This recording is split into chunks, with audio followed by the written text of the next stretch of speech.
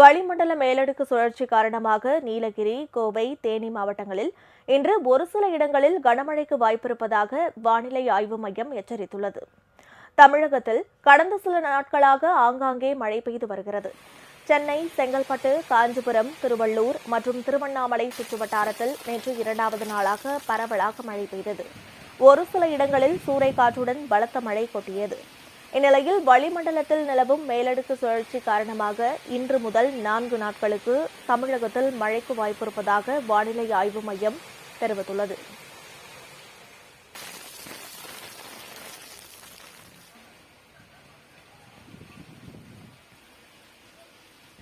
வட தமிழ்நாடு மற்றும் தெற்கு ஆந்திர பகுதியில் நிலவும் வளிமண்டல மேலடுக்கு சுழற்சி மற்றும் வெப்பச்சலனத்தின் காரணமாக அடுத்த 24 மணி நேரத்திற்கு நீலகிரி, கோயமுத்தூர் மற்றும் டெல்டா மாவட்டங்களில் ஓரிரு இடங்களில் இடி மின்னலுடன் கூடிய கன முதல் மிக கனமழையும், தேனி, திண்டுக்கல், கன்னியாகுமரி, புதுக்கோட்டை, சிவகங்கை மாவட்டங்களில் ஓரிரு இடங்களில் இடி மின்னலுடன் கூடிய கனமழையும், ஏனைய மாவட்டங்கள் மற்றும் புதுவை, காரைக்கால் பகுதிகளில் ஒரு சில இடங்களில் இடி மின்னலுடன் கூடிய லேசானது முதல் மிதமான மழை பெய்யக்கூடும்.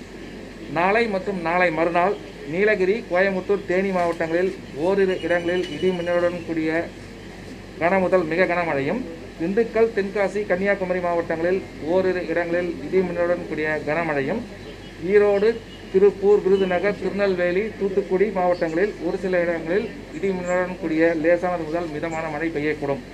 பலத்த காற்று மணிக்கு 40 முதல் 50 கிலோமீட்டர் வேகத்தில் வீசுவதால் இன்று குமரிக்கடல், மன்னார் வளைகுடா பகுதிகளுக்கும், நாளை முதல் 12ஆம் தேதி வரை குமரிக்கடல், மன்னார் வளைகுடா, மத்திய மற்றும் தெற்கு வங்கக்கடல் பகுதிகள், தமிழ்நாடு கடலோர பகுதிகள், அந்தமான் கடல் பகுதிகள் மற்றும் ஆந்திர கடலோர பகுதிகளுக்கும் செல்ல வேண்டாம் என்று மீனவர்கள் அறிவுறுத்தப்படுகிறார்கள்.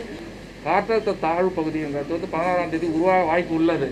அது இங்கே உருவாகலை, அது வடக்கு வங்கக்கடலில் உருவாகுது.